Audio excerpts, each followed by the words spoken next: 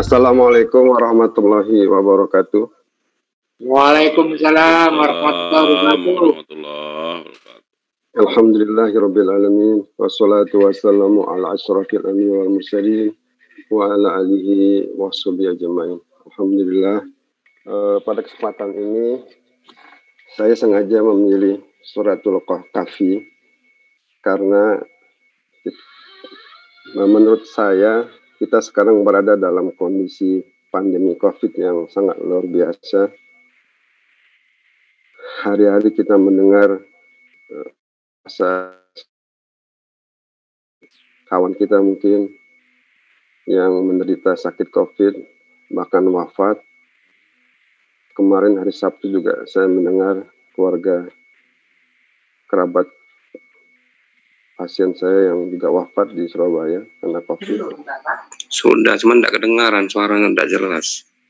Suaranya tidak jelas, Pak, ya?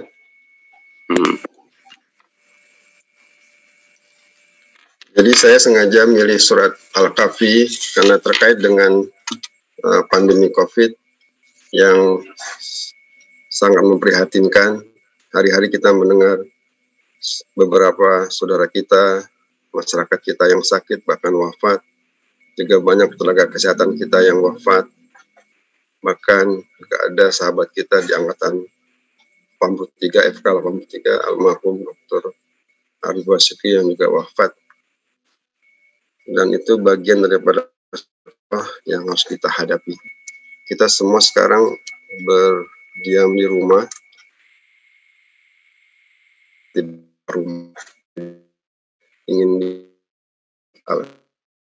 Surat Al-Kahfi ini menurut tafsir As-Sobuni. Jadi tafsir As-Sobuni ini salah satu dari tafsir yang ada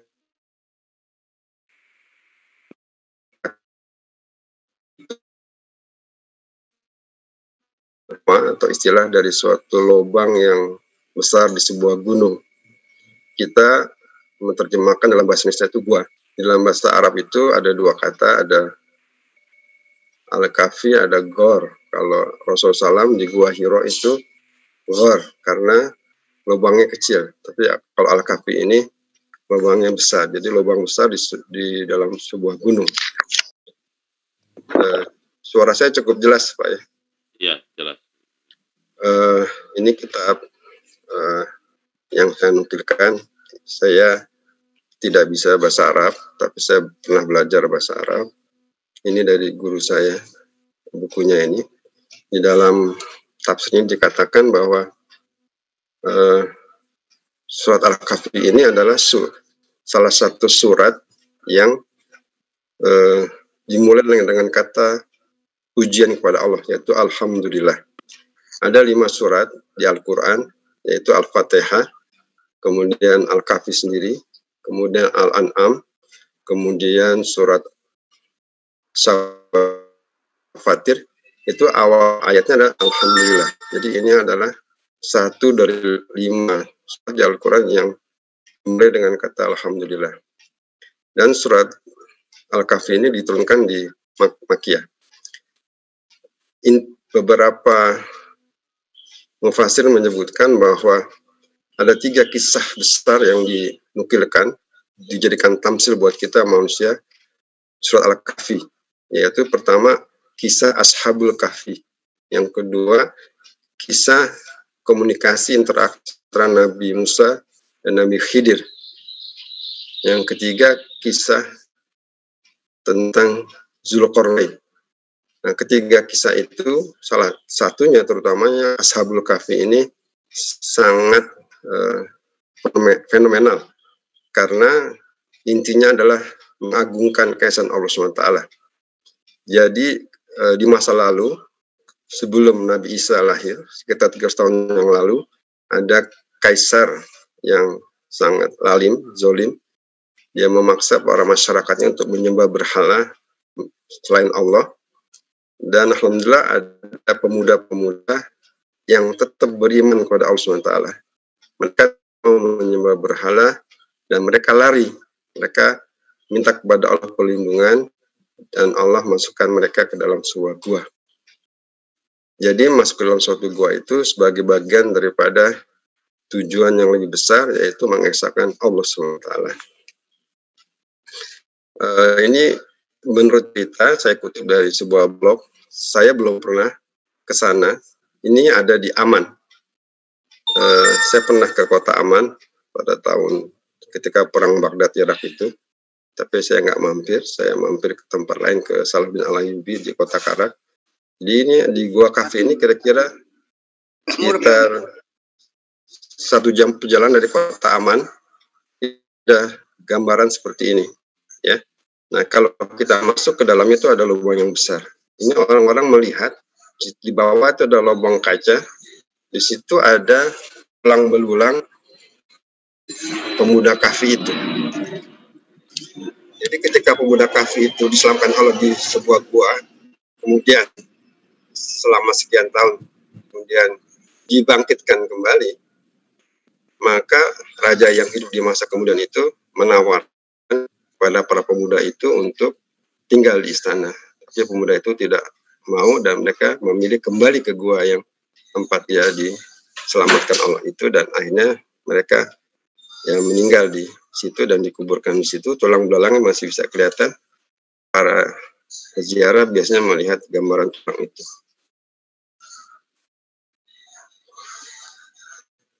Kemudian saya mulai dari Al-Kahfi ayat 9.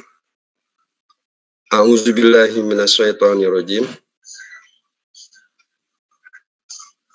Am hasibta anna ashabal kahfi wa raqimi kanu min ayatina ajaba. Am, apakah hasibta engkau menyangka, memikirkan, anna sesungguhnya ashabul kahfi, para pemuda kahfi itu, dengan rokimnya itu, kanu min ayatina ajaba. Apakah itu sesuatu yang mengherankan? Kenapa? Karena memang kisah ini terus diperbincangkan gitu. Kok ada manusia bisa tidur 300 tahun, hidup lagi, sehat lagi, kembali berfungsi normal. Nah, kisah itu turun-temurun bahkan sampai di zaman Rasulullah SAW. Para kaum Quraisy bertanya kepada Rasulullah. Nah, Rasulullah menjawabnya dari wahyu Allah ini yang ada di dalam surat Al-Kahfi ini. Jadi, apakah buat kamu aneh? Allah tidak aneh.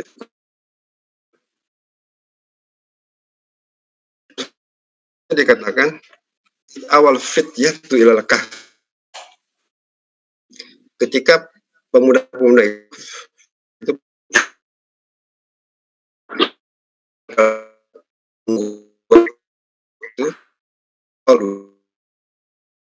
nah, kami atina, berikanlah kepada kami milladunka rahmah, dari sisi engkau ya Allah, wahyilana,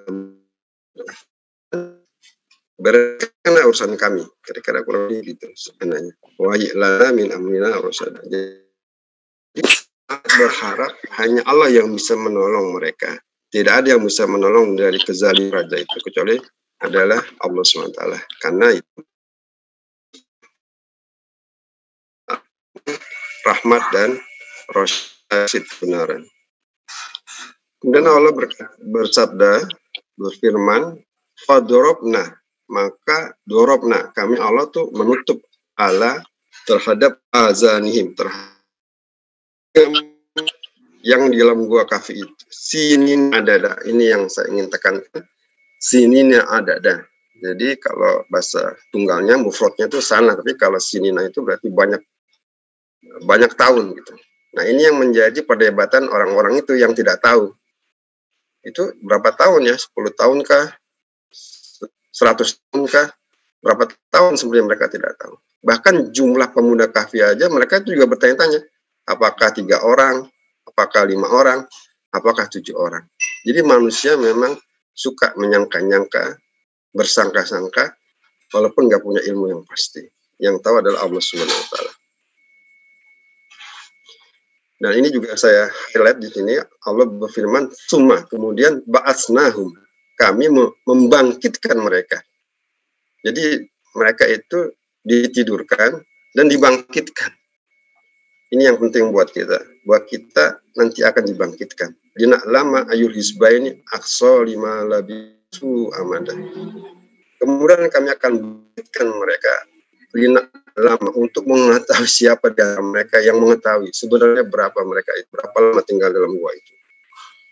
Jadi ada kata yang penting di sini bahwa manusia yang tidur itu sekian tahun itu bisa dibangkitkan. Dan membangkitkan manusia itu mudah bagi Allah. Tapi bagi orang-orang yang tidak percaya, ini perkara besar. Banyak orang kafir Quraisy itu tidak percaya kepada Allah karena tidak percaya pada hari kebangkitan. Oleh karena rukun iman itu salah satunya adalah percaya pada hari kebangkitan, hari kiamat. Kemudian ayat selanjutnya dikatakan wa izi tazaltumuhum wa ma ya'buduna ilallah fa'wu ilal kahfi. Jadi kalau emang mau meninggalkan mereka, kalau nggak suka dengan ibadah mereka yang musyrik itu, fa'wu, pergilah kepada ilal kahfi, kepada gua, ke dalam satu lubang yang besar di gunung, yansur lakum rabbukum min rahmatihi wa yuhayyi lakum min amrikum mirfaqah. Jadi para hamba itu masuk ke dalam gua, dalam lubang yang besar. Ada peristiwa alam yang perlu, yang saya memperhatikannya, watarosam sa'idzatola tazawaru angkafin zatal yamin idza gharabat taqridum zatal shimal. Jadi matahari terus berputar. Nah, kalau matahari terbit dari timur, maka guanya di sebelah, sisi sebelahnya, sebaliknya. Demikian juga kalau matahari tenggelam di barat, gua akan ada di sebelah baliknya. Jadi itu menunjukkan bahwa berputar terus waktu itu. Wahum fi fajwatin min zalika min ayatil. Itu adalah tanda Allah. Nah, di sini kemudian ayat selanjutnya ini yang dibahas oleh para mufassir, wa tahsabum aiqaza wa hum ruqud. Kamu mereka itu bangun. Jadi kalau bahasa Arab aiqaza itu bangun. Kalau kita lihat di kamus bahasa Arab, wa hum ruqud, padahal mereka tidur. Nah, ini saya coba cari juga di saintifik literatur ilmiah, di Scopus, di Google, di Scopus, di Science Direct. Tapi saya di Google Scholar, ada seorang juga peneliti, hanya satu, ada dokumen ilmiah baru ditulis oleh mahasiswa Indonesia yang bahas tentang masalah rukut. Jadi dibahas masalah rukut ini. Tapi kan bahwa rukut gandengannya adalah ba'atsnahum, dibangkitkan. Jadi ditidurkan dan dibangkitkan. Jadi ada masa tidur, bangkit. Nah, itu sebenarnya. Kemudian ini juga ayat ini sangat menarik begitu. Wa nuqallibuhum zatal yamin. Wa nuqallibuhum zatal yamini wa zatas shimal. Jadi mereka itu dibolak-balik ke kanan. Kalau dokter mungkin paham ya, misalnya ada orang yang sakit kena luka bakar atau kena gejala stroke, tidak bisa bergerak, maka para tenaga medis biasanya membolak-balikan. Istilahnya itu mika-miki, miring kanan, miring kiri. Supaya kenapa? Supaya nggak terjadi tekanan yang tinggi pada satu titik, maka akan terjadi luka atau namanya pressure sore, luka pada titik yang dekat. Di kitab tafsir juga dikatakan bahwa memang Allah sengaja membolak-balikan mereka supaya mereka tidak ditafsir begitu. Bagi saya pribadi merasakan ini adalah suatu isyarat ilmu pengetahuan yang luar biasa. Bagaimana metode Allah itu membuat suatu makhluk hidup, bernafas, tidak mati bertahun-tahun, dan nanti dalam ayat selanjutnya dibangkitkan dalam kondisi normal. Ada orang tidur koma sampai 19 tahun, tapi ketika bangkit bangun normal dia lumpuh. Tapi ini pemuda kafir ini ditidurkan, kemudian dibangkitkan, dia normal. Nanti ada di ayat selanjutnya. Fungsi-fungsi fisiologisnya masih normal. Nah, di surat Yasin juga ada kata-kata rukut itu. Qalu ya wailana. Mereka itu berkata, wah celaka kami ini. Mamba'asna mim marqadina. Siapa yang membangkitkan kami ini? Mim marqadina. Nah, itu dari kata rokoda. Marqadina tempat tidur. Nah, kita mengatakan alam kubur. Jadi sebetulnya alam kubur itu alam tidur. Sampai nanti dibangkitkan di hari kebangkitan. Kita nggak tahu, Allah yang tahu. Nah, di sini ditekankan juga bahwa tidur ada bangkit. Kapan kita tidur, kapan kita bangkit. Kenapa Allah begitu? Supaya kita yakin. Mereka kan berkata, wa kadzalika ba'atsnahum liyatasaalu bainahum. Demikianlah kami bangkitkan mereka, kata Allah, agar mereka itu saling berdiskusi. Yatasaalu bainahum qala qailum minkum kam labistum. Berapa lama ya kami ini ditidurkan, dibangkitkan? Qalu labisna yauman aw ba'da yaum. Mereka berkata, kami dibangkitkan ini yauman, satu hari, atau ba'da yaum, atau setengah hari. Qalu, ada di antara mereka berkata, Rabbukum a'lamu bima labistum. Allah itu lebih tahu berapa lama kamu dibangkitkan. Di sini bagi saya pribadi juga ada hal yang menarik, yang sangat ilmiah. Bagaimana mengetahui bahwa mereka itu hidup normal? Maka dibuktikan. Jadi ada metodologi ilmiah di sini yang diserat buat kita. Fab'as fahadakum biwarikikum hazihi ilal Madinah. Maka bangkitlah salah seorang di antara kamu, kata Allah, dengan warokah. Warokah itu mata uang perak. Ilal Madinah, kepada kota. Fal yanzur ayyuha azka ta'ama. Jadi disuruh beli makanan gitu. Tentu orang-orang di pasar heran karena makanan uang koin yang dibawa pemuda itu udah 300 tahun yang lalu. Nah gitu. Akhirnya orang tahu bahwa mereka pernah tidur bangun 300 tahun kemudian. Nah ketika itu raja yang saat itu udah tinggal aja di istana, tapi dia nggak mau, dia kembali ke Goa. Jadi pembuktiannya ada. Pembuktiannya itu dengan metode ilmiah. Kalau kita menganggap itu ilmiah, tapi Allah mengajarkan kepada kita membuktikan itu dengan cara. Cara apa?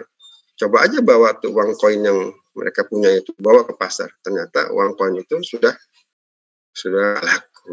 Artinya ada metode yang dipakai untuk membuktikan suatu persangkaan, suatu hipotesa. Jadi ini bagi kami sendiri membuktikan bahwa Allah itu mengajarkan kepada kita hal-hal yang sekarang dijadikan metode ilmiah oleh para ilmuwan, yaitu metode pembuktian itu.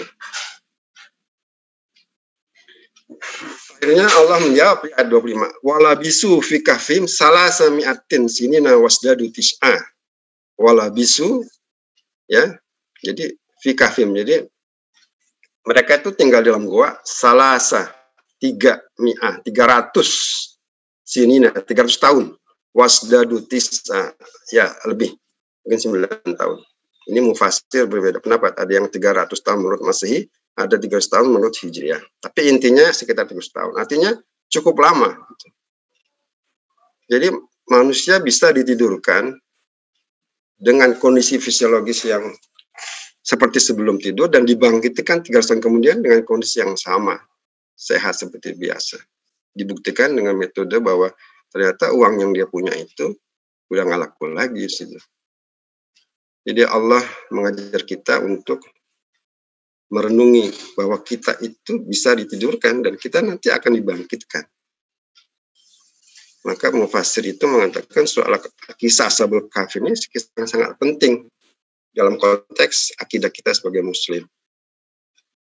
Nah, dalam satu paper saya baca, apa sih makna rukut itu? Dari kata ro, ko, dan dal, al-rukud.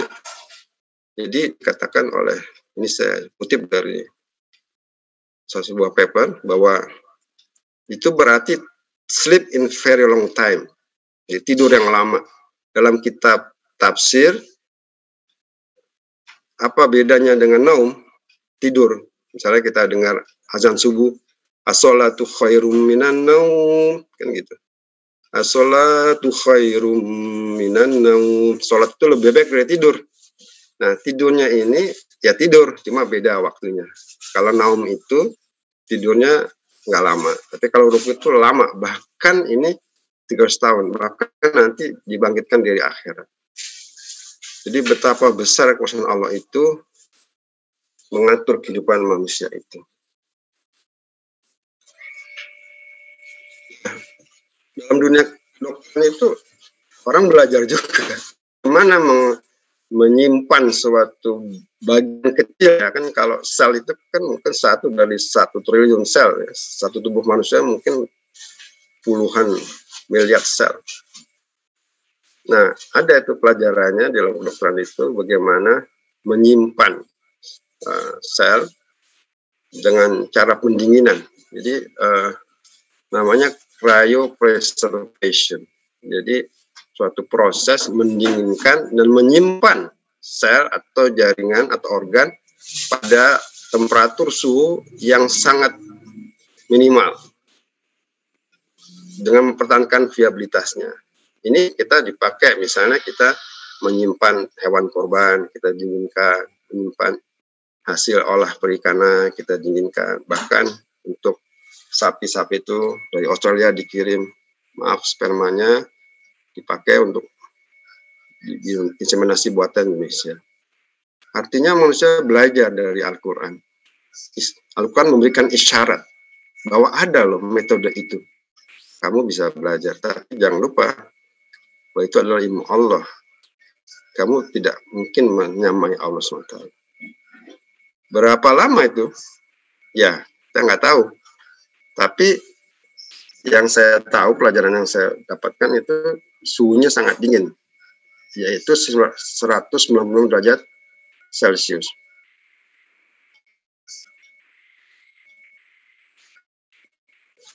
Jadi ada teknik namanya cryopreservation. Dengan teknik ini, sel-sel yang hidup itu disimpan pada suhu yang dingin sekali dengan cairan nitrogen namanya. Apa tujuannya? Memproteksi supaya struktur selnya nggak rusak dan nanti ditowing, dibangunkan lagi. Jadi kalau Allah mengatakan summa ba'asnahum, dan kami bangkitkan mereka, kalau para ilmuwan mengatakan sel itu ditowing, dibangunin gitu. Nah, ini ada metodenya sendiri, tapi tentu manusia tidak mampu menyamai ilmu Allah SWT dengan proses ini. Sebagian, tentu tidak seluruh sel manusia disimpan, ada maksudnya. Jadi sel itu disimpan untuk tujuan tertentu pada suatu masa, dia digunakan untuk menyembuhkan. Ada banyak sel, tapi ada salah satu sel yang khusus di tubuh manusia itu yang bisa dipakai untuk melakukan repair, perbaikan jaringan tubuh manusia, untuk mengendalikan inflamasi. Itu sekarang disebut dengan istilah stem cell. Sel punca. Sel punca itu pada umumnya dilakukan isolasi, diproses, nanti disimpan. Kapan kita butuh, kita pakai lagi. Karena dia punya benefit yang luar biasa. Jadi manusia belajar dari Al-Quran. Al-Quran memberikan isyarat kepada kita bahwa ada ilmu seperti itu. Ini salah satu contoh sel tubuh manusia yang biasanya disimpan. Yaitu stem cell. Stem cell adalah sel punca yang bisa membentuk berbagai macam jaringan tubuh manusia. Ya, ini ada siklusnya dari mulai pembuahan sperma, telur, sampai terjadi di embrional, di blastosit. Ya, kemudian ada di dalam janin terus sampai di dewasa. Di semua tubuh manusia itu ada sel punca yang bermanfaat untuk memperbaiki kalau tubuh manusia rusak, dan itu adalah bentuk kasih sayang Allah SWT kepada hambanya. Jadi kalau sakit sebetulnya manusia punya kemampuan untuk mereparasi dan meregenerasi, tapi mungkin kadang-kadang manusia tidak mampu mengatasi serangan yang dahsyat seperti COVID ini, sehingga perlu bantuan dari luar seperti obat-obatan atau yang lain. Nah, setelah itu berkembang, membentuk lapisan-lapisan, ada yang membentuk lapisan bagian dalam, bagian tulang-tulang, dan sebagainya. Itulah potensi yang luar biasa dari salah satu jenis sel yang namanya stem cell itu.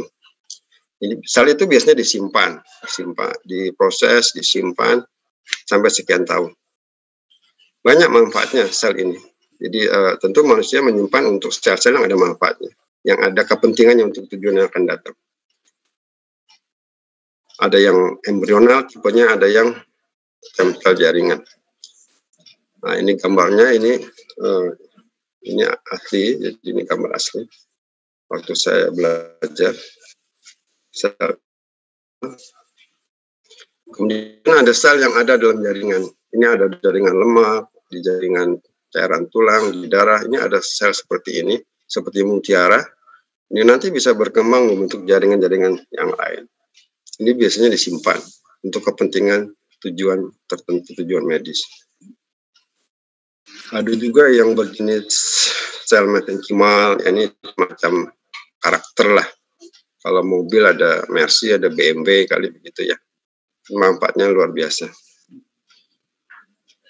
Beberapa peneliti pakai itu sel, jadi dipakai ya. Kalau dikasih sel itu tulangnya cepat nyambungnya bagus. Kalau dikasih nyambung tulangnya. Bahkan ada juga tulang yang nggak dikasih, tapi bisa nyambung karena dikasih sel punca tadi. Jadi itu memang banyak benefitnya, banyak manfaatnya. Bahkan juga bisa membuat tulang itu yang rusak ini dibor, dalam waktu 2 bulan dia mulus lagi karena dikasih sel yang tadi, sel punca itu. Ini ada, saya cerita tentang benefit-benefitnya. Karena orang menyimpan itu kan pasti ada maksudnya. Nanti disimpan, nanti dibangunkan, dipakai untuk tujuan tertentu. Bisa juga dipakai untuk menyembuhkan luka diabetes seperti ini.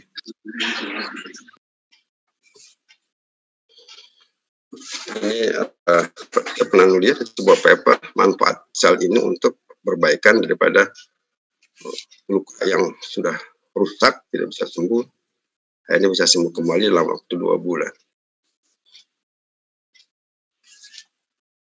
Ya, jadi dia membentuk lagi, pembuluh darahnya terbentuk, sarafnya dan sebagainya. Intinya dia bisa menumbuhkan jaringan yang tadinya rusak dan susah kembali lagi normal. Yang tadinya hitam bisa jadi putih. Nah, saya ingin menjelaskan betapa susahnya manusia itu mempelajari bagaimana mengambil sebuah sel, kemudian nanti menyimpannya. Gitu.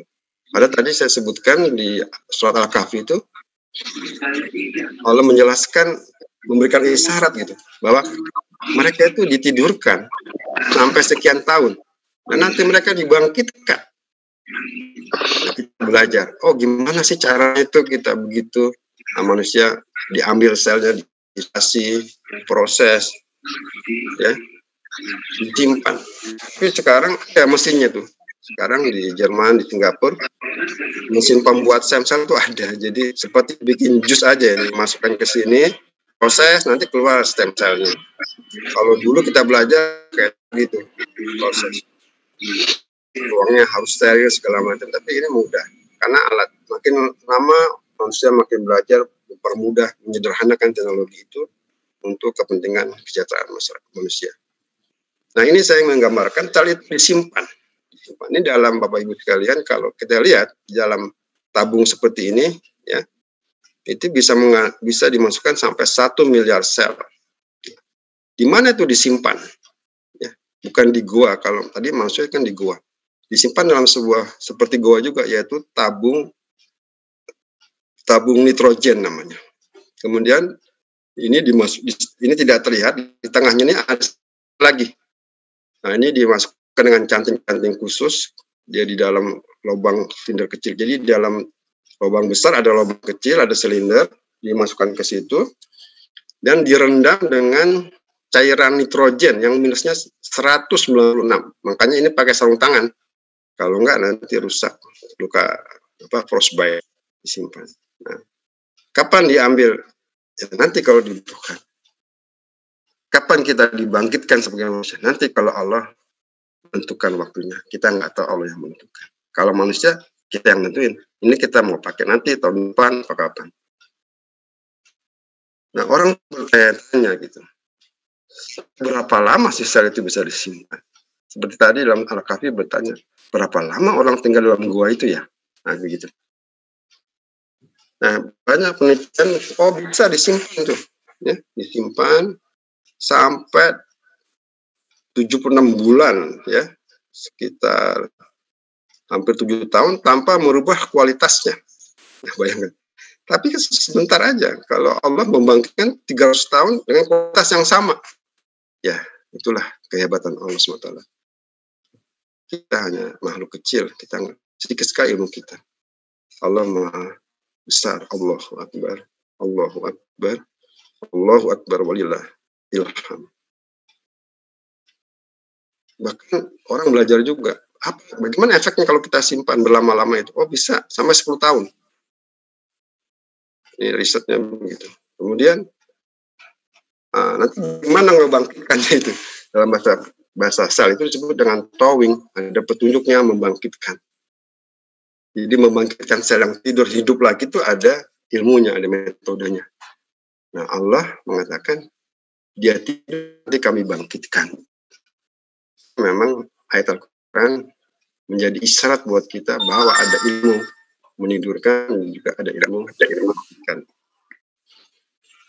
Metode yang membangkitkan tuh banyak.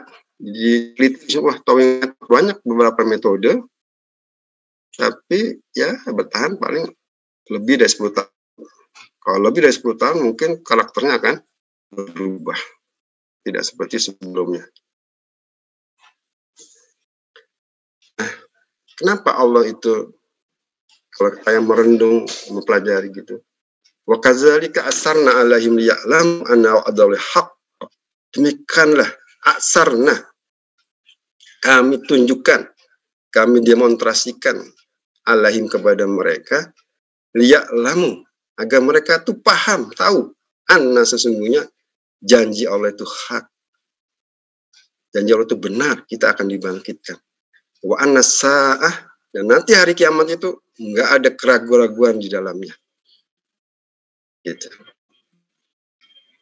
Jadi supaya kita paham betul bahwa kita tuh nanti bangkitkan. Dan Allah mengatakan di surat Al-Kahfi ayat 26, qulillahu a'lamu bima labis. Hanya Allah a'lamu yang tahu berapa lama mereka dalam gua. Kan Allah pencipta kita. Lahu ghaibus samawati wal ard. Allah yang mengetahui yang gaib di langit dan di bumi. Absir bihi wa asmi. Allah Maha melihat, Allah Maha mendengar. Allahum min dunihi wali wala yusriku fi hukmihi ahada. Makanya kalian manusia, makhluk itu, kita semua jangan sekali-kali sombong pada Allah. Jangan sekali-kali kita mempersekutukan Allah. Karena ilmu kita amat sangat sedikit, kecil, nggak ada apa-apanya dibanding kebesaran keluasan ilmu Allah SWT. Ya, saya beberapa menulis buku, tapi ini ya nggak ada artinya dibanding ilmu Allah yang maha luas. Di akhir surat Al-Kahfi itu Allah berfirman, "Lau kanal bahru midada li kalimati rabbi la fidal bahru dula antang pada kalimatu rabbi walau ji'na bimislihi madada." Katakanlah, lau kanal bahru, seandainya air lautan itu midada, menjadi tinta-tinta menuliskan ilmu Allah, lana fidal bahr, kan habis air laut itu sebelum kita selesai menulis ilmu Allah itu. Walau ji'na bimislihi madada, walau kami tambahkan, kata Allah, tinta sebanyak lautan itu tadi. Apa artinya? Ya, Allahu Akbar, Allahu Akbar, Allahu Akbar, Allahu Akbar, walillahil hamd. Allah Maha besar, kita sangat kecil, kita nggak ada apa-apanya dibanding Allah SWT. Ilmu kita, gelar kita, harta kita, ya hanya setitik noktah di lautan yang luas ini. Demikian yang bisa saya sampaikan. mungkin ada yang memberikan tanggapan, kritikan atau melengkapi. Saya akhiri. Allahu Akbar, Allahu Akbar, Allahu Akbar. La ilaha illallah, wallahu akbar, Allahu Akbar, walillahil hamd. Alhamdulillah, jazakumullah khairan. Assalamualaikum warahmatullahi wabarakatuh. Assalamualaikum warahmatullahi wabarakatuh. Alhamdulillah Ustaz, luar biasa ilmunya. Alhamdulillah kita pagi hari ini Bapak Ibu dapat ilmu yang luar biasa sekali, pengetahuan tentang Asbabul Kahfi yang mengilhami ilmu dan teknologi di era teknologi seperti sekarang. Kita juga sudah dapat penjelasan meskipun bukan dari background orang ini, insya Allah dari orang dokter, insya Allah penjelasan beliau itu sedikit-sedikit mengerti. Ya. Bapak Ibu, memang roh itu milik Allah, tetapi ilmu dan teknologi zaman sekarang ini sudah sangat memungkinkan untuk menyimpan seperti tadi disampaikan dan lain sebagainya itu sampai bertahun-tahun. Ya, kami kebetulan juga di bisnis di ikan, jadi untuk membekukan ikan ini kan juga terdiri dari sel. Jadi untuk membekukan ikan yang untuk ready to cook itu harus dibekukan di minus 50. Nah, kemudian harus disimpan ya di temperatur cold storage-nya harus minus 25. Di kondisi seperti itu dibekukan di minus 50, kemudian disimpan di minus 25, itu bisa bertahan lama. Ya, tergantung seberapa kuat uangnya. Bisa 10 tahun bisa, nggak ada masalah. Ya, simpan, tapi kondisinya harus penyimpanannya minus 25. Nah, bahkan ikan-ikan yang kita makan mentah, bahasanya itu adalah sashimi grade, membekukannya harus minus 70. Minus 70 kan. Jadi menyimpannya juga harus minus 40. Jadi itu baru ikan bisa dimakan mentah. Tentu saja cara tangkapnya juga harus beda, harus dipancing. Kemudian matinya harus sudden death, tidak boleh sekarat sendiri kemudian mati, kemudian baru dibekukan. Nah, ternyata tadi di stem cell itu juga kandungannya dengan nitrogen yang quick frozen itu namanya kan nitrogen. Jadi Bapak Ibu itu teknologi di era zaman sekarang, bahkan helm zaman dulu sudah dijelaskan Stalin Silvester itu kan dihukum di penjara dengan cara dibekukan. Nah, itu memang sangat memungkinkan karena pembekuan secara cepat quick frozen dengan mungkin minus 100 atau 110 itu sel tidak rusak. Sehingga seandainya roh itu milik kita, ya maka itu bisa kita awetkan orang tidak mati-mati. Nah, baik Bapak Ibu, silakan Bapak Ibu yang ini sangat menarik, saya yakin banyak yang bertanya. 3 penanya dulu di sesi pertama ini, karena kita ada 30 menit ke depan untuk tanya jawab. Nah, tapi ini kayaknya ada yang sudah di Ustadz Basuki, ada pertanyaan-pertanyaan yang lewat chat, Ustadz. Ya, siap. Ya, mohon itu dulu dibaca, Ustadz, biar nggak kelewatan. Ya, terima kasih, Ustadz. Ya, silakan, Ustadz. Baik, ada pertanyaan Assalamualaikum warahmatullahi wabarakatuh. Dari Ahmad ya. Assalamualaikum, nanya Ustadz, adakah petunjuk dalam Al-Quran tentang penggantian sel yang merusak dalam tubuh manusia? Berapa lama periodisasinya? Kemudian mungkin ada juga berdekatan pertanyaan ini dari Rahmat Armanto. Nanya Ustadz, manusia itu berusaha mempelajari cara mereparasi tubuh manusia. Apakah tidak bertentangan dengan Quran? Surat An-Nisa 117 dan 119. Sebentar saya cek dulu ayatnya. Sebentar setengah menit.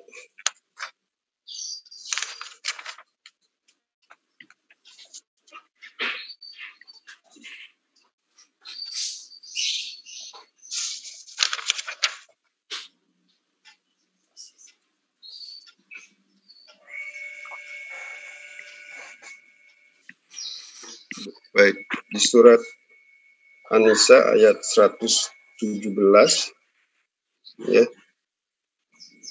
Allah berfirman, "Auzubillahi minasyaitonirrajim." Iya, begitu. Illa inasa wa yakuna ila syaitonan marida. La'anahullah wa qala la takhizanna min ibadika nasiban mafruḍa. Wala udilannahum wala umaniyannahum wala amurannahum wala yubattikunna azanal an'am wal amurannahum wa yughayyirunna khalqallah wa man yattakhidhi syaitana waliyyan min dunillah faqad khasira khusranan mubina. Jadi mungkin di akhir ayat 19 itu ada kata wa yughayyirunna khalqallah. Mereka mengubah ciptaan Allah. Ya, saya ke pertanyaan Bapak Armanto, mohon izin saya bukan seorang mufasir, tapi kalau saya perhatikan dalam Islam itu ada 3 hal yang penting. Yang pertama niat, yang kedua cara metode, yang ketiga adalah tujuan. Ya. Kalau niat itu penting, bahkan kalau kita lihat hadis Arba'in Imam Nawawi itu, kalau kita belajar hadis, di ayat pertama itu kan ada hadis tentang niat. Innamal a'malu binniyat wa innamal likulli imrin ma nawa. Famana hijratu ilallahi wa rasulihi wa hijratu ilallahi wa rasulihi. Wa man kanat hijratu lidunya yusibuha aw imra'atin yankihuha fa hijratu ilaihi ma jara. Jadi dalam hadis itu dikatakan sesungguhnya amal itu kerjaan kita, aktivitas kita tergantung niat kita. Dan setiap urusan itu ada niatnya. Ini diambil contoh, karena di zaman Rasulullah itu ada orang berhijrah, bukan karena Allah dan Rasulnya, tapi karena dia ingin mendapatkan wanita yang dia sukai gitu. Jadi ada wanita cantik yang hijrah bersama Rasulullah. Nah, orang laki ini masih di Mekah, ingin dapat perempuan itu gitu. Jadi dia ikut hijrah bersama Rasulullah. Maka keluar hadis itu. Ya, siapa yang berhijrah karena Allah dan Rasulnya, dia dapat pahala dari Allah dan Rasulnya. Tapi kalau dia hijrah karena perempuan, ya dapat itu aja gitu. Nah, itu penting niatnya. Jadi niat itu harus karena Allah SWT. Jadi lihat niatnya. Saya bukan mufasir, saya cuma gambarkan konteks ini ya. Nanti saya ceritakan maksud saya. Yang kedua, cara. Cara itu harus sesuai dengan syariat Islam. Gitu. Jadi kalau kita mau berbuat baik, caranya juga harus baik. Kalau kita mau berkorban, nggak bisa kita berkorban dengan uang hasil korupsi. Allah nggak akan terima. Karena Allah nggak terima daging, Allah terima takwa kita. Jadi caranya juga harus baik. Yang ketiga, menurut saya juga, tujuannya untuk apa? Untuk mengharapkan ridha Allah Subhanahu wa Ta'ala. Tadi pagi, biasanya habis subuh kita baca Quran, sampai jam 6 terbit kita sholat. Nah, sambil nunggu acara ini saya baca informasi ya. Itu ada berita seorang perempuan yang akhirnya wafat setelah operasi plastik, operasi cangkok wajah. operasi cangkok wajah itu berkali-kali sampai saya lupa ya 100 kali bagaimana. Akhirnya meninggal juga setelah 19 tahun. Jadi terjadi konflik antara perempuan itu dengan suaminya. Suaminya mohon maaf nih agak kurang pas. Suaminya menembak wajah istrinya, terus suaminya membunuh diri kemudian. Tapi alhamdulillah kuasa Allah, qadar Allah, perempuan itu hidup, kemudian diperbaiki, dioperasi berkali-kali. Nah, apakah ini kalau niatnya karena kemanusiaan, kalau Muslim karena Allah ya, dan caranya juga tidak melanggar hukum Allah dan tujuannya untuk kebaikan umat manusia. Nah, ini bisa kita tanyakan pada diri kita, pada ulama, apakah ini melanggar juga? Gitu. Kalau konteks ayat itu, saya bukan ahli mufassir, mohon maaf, bukan ahli tafsir, saya tidak belajar tafsir, saya dididik bukan sebagai ahli tafsir. Nah, itu dalam konteks itu tidak ada niatnya untuk mempersekutukan Allah. Mungkin masih ingat cerita film ya, ayat-ayat cinta mungkin ingat ya. Kebetulan sutradaranya itu Mas Guntur, itu sahabat saya. Pak Basuki, saya mau nanya ini, gimana cara cangkok wajah? Kenapa Pak? Saya membuat novel, si wanita itu, Maryam ya lupa saya. Itu kan akhirnya dia itu di penjara sama serdadu Israel Anatullah itu, mau kosa kan wanita itu. Akhirnya ini cerita novel. Akhirnya supaya kosa dia melukai wajahnya sampai serusaknya, sampai orang Yahudi Israel itu nggak suka lihatnya. Ini novel ya. Terus hanya dia mengembara sampai ketemu suami yang sebenarnya itu. Akhirnya dan novel itu dilakukan operasi. Nah, operasi wajah itu memang ada terjadi gitu. Jadi saya menganggap ini kita mesti kembalikan ke niatnya, caranya, dan tujuannya untuk apa. Selama kita niatnya karena Allah, caranya mengikuti ketentuan Allah, dan tujuannya untuk mencari ridha Allah, menurut saya seorang yang awam dalam ilmu tafsir, dalam ilmu fikih, secara medis mungkin bisa sah, diterima saja. Saya menulis di buku saya, itu ada di buku Gramedia, tentang teknik rekayasa jaringan muskuloskeletal. Jadi memang saya sengaja, saya sedikit mengerti tentang teknik rekayasa jaringan. Saya tidak mengambil teknik rekayasa neurologi, karena saya tahu diri, saya membatasi diri bagaimana merekayasa jaringan. Jadi jaringan Bapak Ibu beda ya dengan makhluk hidup. Ini kan hanya sebagian, misalnya jaringan tulang rawan, jaringan kulit, itu kan hanya sebagian kecil. Jadi saya mendalami bagaimana yang itu yang merusak, bisa diperbaiki lagi, dan bisa seperti semula.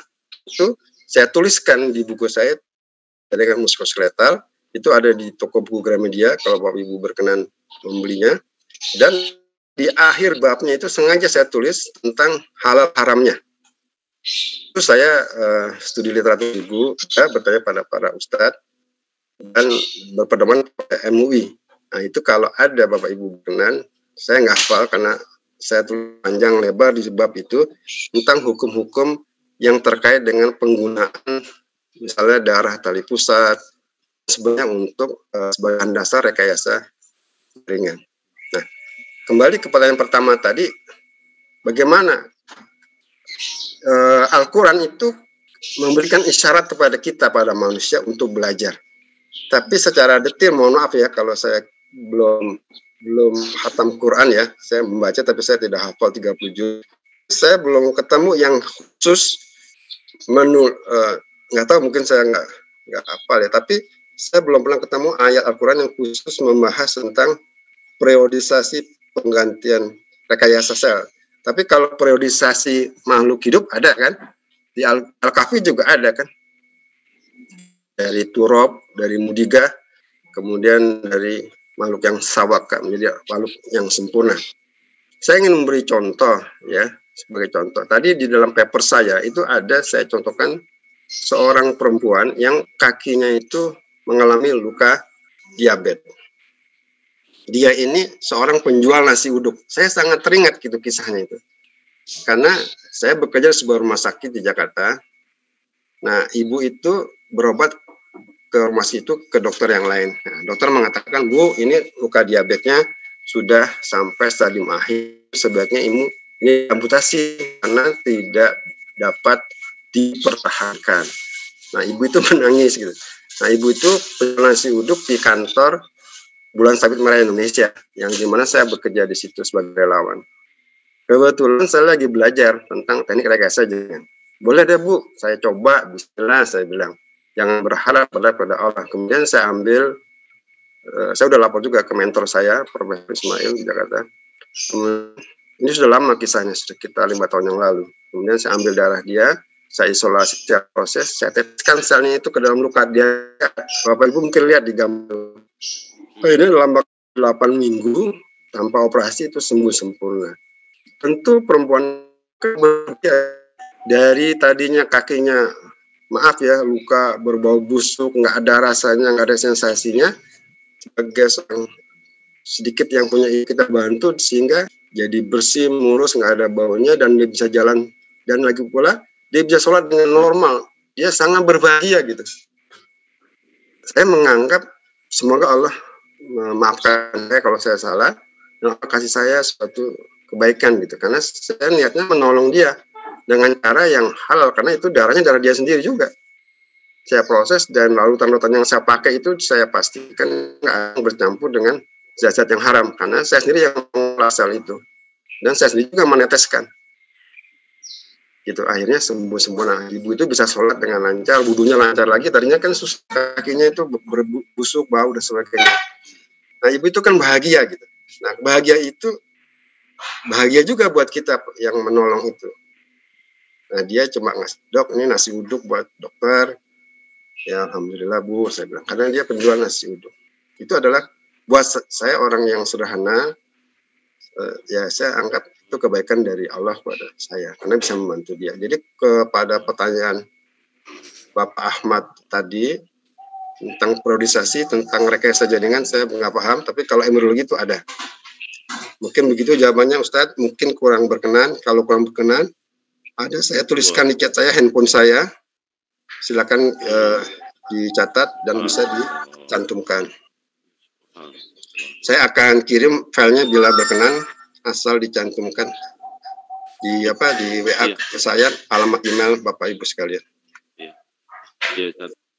subhanallah, luar biasa. Saya dengarkan itu, ya Allah, alhamdulillah. Kemudian mohon izin saya lanjutkan ya, ada pertanyaan lagi. Ya. Assalamualaikum warahmatullahi wabarakatuh. Mohon maaf Dok, ini mewakilkan seorang teman, mau nanya, bagaimana hukumnya bila pengobatan dari plasenta manusia kepada manusia juga? Itu bisa dibaca di Fatwa Majelis Ulama dari plasenta ya. Fatwa Majelis Ulama, saya lupa nomornya, itu mengharamkan penggunaan organ plasenta untuk kepentingan, misal dibuat salep untuk kecantikan dan sebagainya. Itu ada fatwanya. Juga saya tulis di buku saya tadi yang teknik rekayasa jaringan di bab akhir itu. Nah, harus belajar.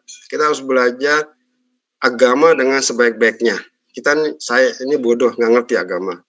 Lalu saya belajar, sehingga ada rasa saya mengaplikasikan hukum Allah dalam kehidupan sehari-hari.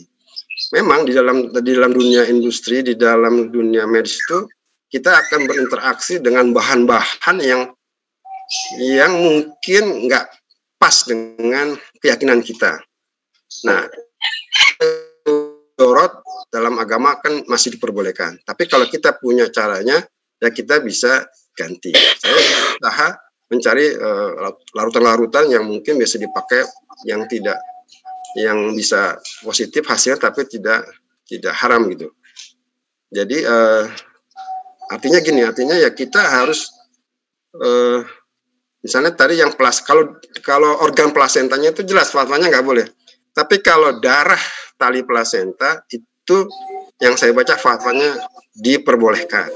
Nah, kiasnya bagaimana? Kalau darah tali plasenta atau umbilical cord blood atau UCB itu kan darahnya, bukan jaringannya. Darahnya diambil selnya.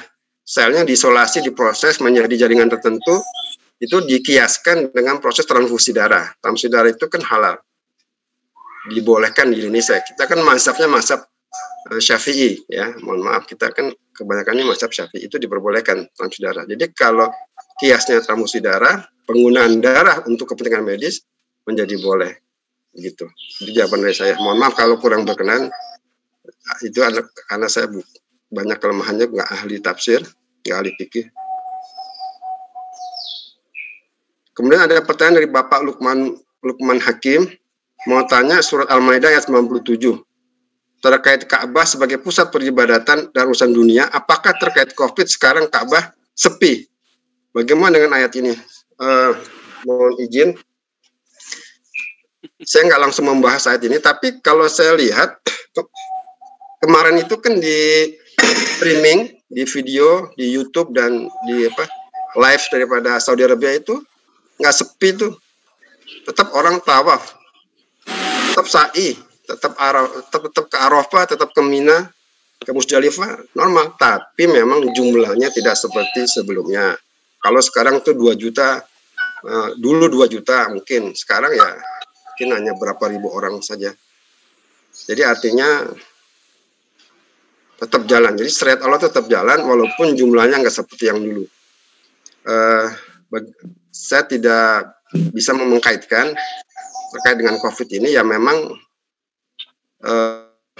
kita sebagai Muslim kan mengikuti ulama, karena ulama Saudi Arabia juga ulama level dunia. Jadi beliau kan juga pasti baca tafsir berpuluh-puluh kitab tafsir. Mereka mengatakan ini protokol COVID maka jumlah dikurangi, ya kita, kalau saya sih karena saya ilmu agamanya sedikit, nggak seperti yang lain. Kemudian ada pertanyaan. Assalamualaikum warahmatullahi wabarakatuh, dari Bu Des Suryani. Kita tadi di dalam Al-Quran Allah mengatakan bahwa dalam mempertahankan kehidupan ini sel-sel pada Ashabul Kahfi membolak-balik. Ada hubungan dengan kemampuan viabilitas sel. Ya, saya menduga seperti itu. Kalau kita mungkin yang bertanya saya mengerti ilmu sel. Memang kalau kita towing, ketika kita menidurkan sel itu sekian lama, kemudian kita bangunkan, kita towing, ini itu digerakkan dulu di alat.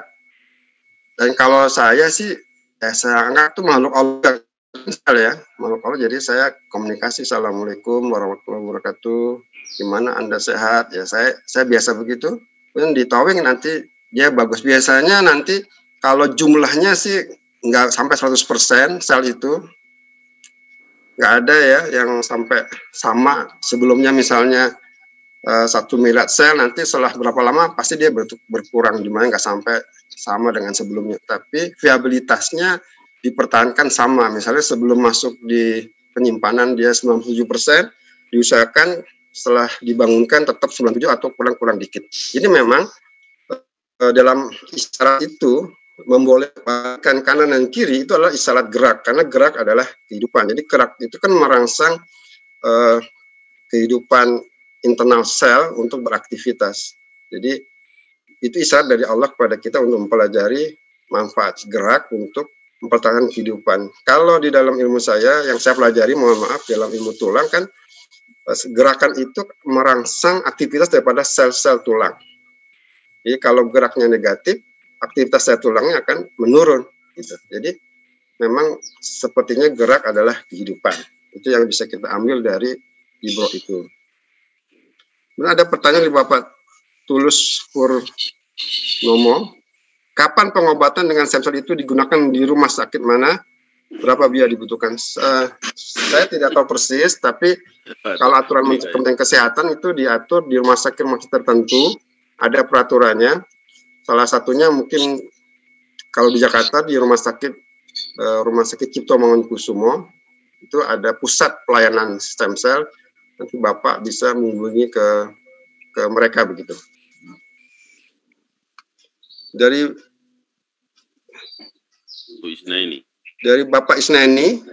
Ibu ini. Alhamdulillah, ilmu yang luar biasa, bermanfaat. Izin bertanya Ustadz, mengapa fadilah membaca Al-Kahfi itu begitu luar biasa? Adakah aspek keteladanannya atau dari yang dibaca oleh ketiga pemuda kahfi itu? Ya, memang betul.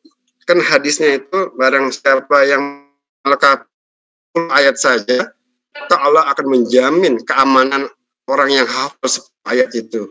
Lagi kalau bisa hafal seluruh ayat. Mari kita Bapak Ibu sekalian coba menghafalkan ayat itu sebisa-bisanya. Mudah-mudahan bisa hafal sampai selesai. Dan memang ada hadis juga sebaiknya kita membaca surat Al-Kahfi khususnya pada malam Jumat atau hari Jumat sampai asalah. Jadi memang ada tuntunannya. Tapi itu kan isyarat dari Allah.